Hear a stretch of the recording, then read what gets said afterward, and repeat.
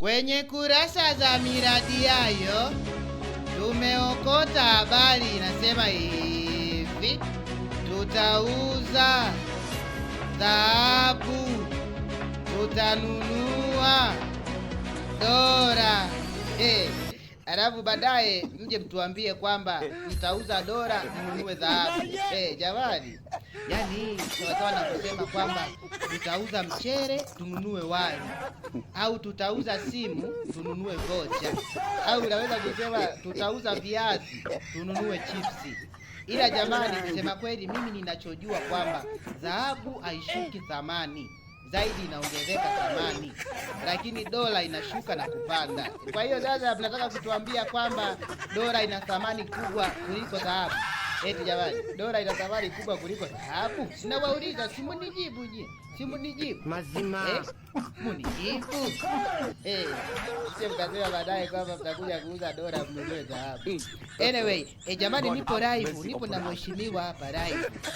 Sasa mheshimiwa, wananchi wanataka kujua sababu kubwa hasa ni nini kuuza dhahabu kununua dola. Sababu hasa ni nini? Unaweza kutuambia sababu? Sababu moja kubwa kabisa ya sisi kufanya au kuwa na hii matamanio ya kuuza dhahabu. Dhahabu tukumbuke ni kama tu zile currency nyingine. Imesemwa hivi kwa sababu pengine imekuwa na kananika tofauti kidogo. Tukumbuke dhahabu ni kama tu hizi currency nyingine nilizokuwa nimesema hapo awali. Kwa hiyo unapofanya, tunapotaka kuziuza, tutauza dhahabu, tutanunua dola au currency nyingine, ili kuhakikisha vihatarishi Benki Kuu haijiweki kwenye vihatarishi ambavyo haiwezi ikavisimamia.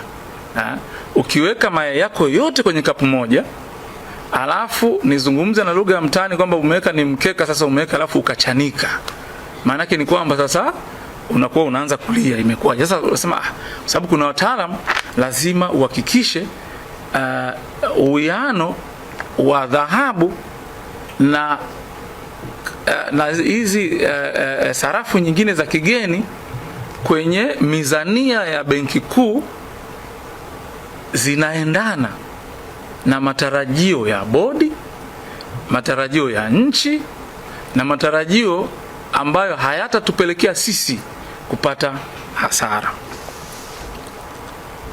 Nizungumze kidogo kuhusiana na programu yetu. Kila siku tunanunua dhahabu. Kwa kipindi cha miezi 5 iliyopita, kila mwezi tunanunua dhahabu ambayo ni wastani wa karibia tani 2 kwa mwezi. 1.9, 2.1 kila mwezi. Tukumbuke tunanunua dhahabu kwa mujibu wa sheria. Na hii dhahabu tunanunua ni 20% ya dhahabu zote zinazozalishwa na kuuzwa nje ya nchi.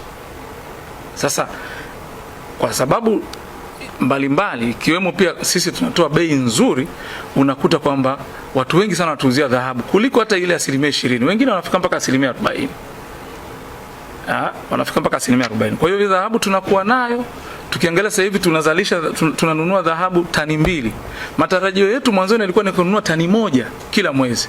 Sasa hivi tunanunua tani 2. Hiyo tani 1 iliyobaki, ndugu waandishi wa habari na wananchi ambao wanatusikiliza, unaifanyia nini? Mizania imeyumba, kwa hiyo lazima uirebalance. Sawa?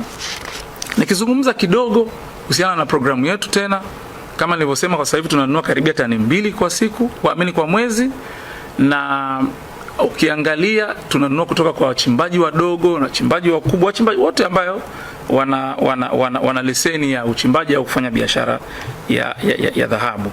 Sasa lengo la hii program tulivyoanza mwaka 2024 rasmi, ilikuwa ina malengo makubwa matatu. Lengo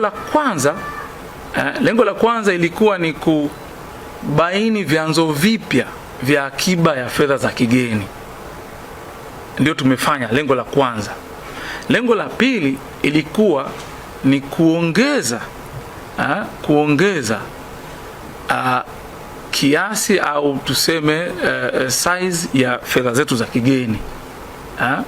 Lakini lengo la tatu ni kurasimisha hii sekta ya fedha ya madini, especially dhahabu. Tulivyoanza, wachimbaji wadogo, tena niko na mwenzangu hapa ambaye ndo alikuwa mwanzo kabisa kwenye kuanza hii program, watu walikuwa wataki kabisa kutuuzia dhahabu alafu sisi tuwawekee fedha zao benki. Sasa hivi watu wote ambao tunauzia dhahabu kuanzia kipindi kile tunapitia benki, na wamekuja kuwa wengi kuliko ambavyo hata tulikuwa tunatarajia. Lakini kingine pia tumerasimisha kampuni za uchenjuaji dhahabu Tanzania. Hiyo ndo ambayo ilikuwa ni sababu kubwa sana ya sisi kuwekeza kwenye hii program. Tuna viwanda vya refine dhahabu karibia 6 nadhani, 3 ndio ambavyo sasa hivi tuna mikataba navyo, na dhahabu ambazo wamezichenjua, wamezirefine, wamezisafisha katika kipindi cha miezi 15, asilimia karibu 90 ya hizo dhahabu ni za Benki Kuu ya Tanzania. Kwa hiyo unaweza kaona jinsi ambavyo pia tumesaidia katika kuleta ajira na vitu mbalimbali.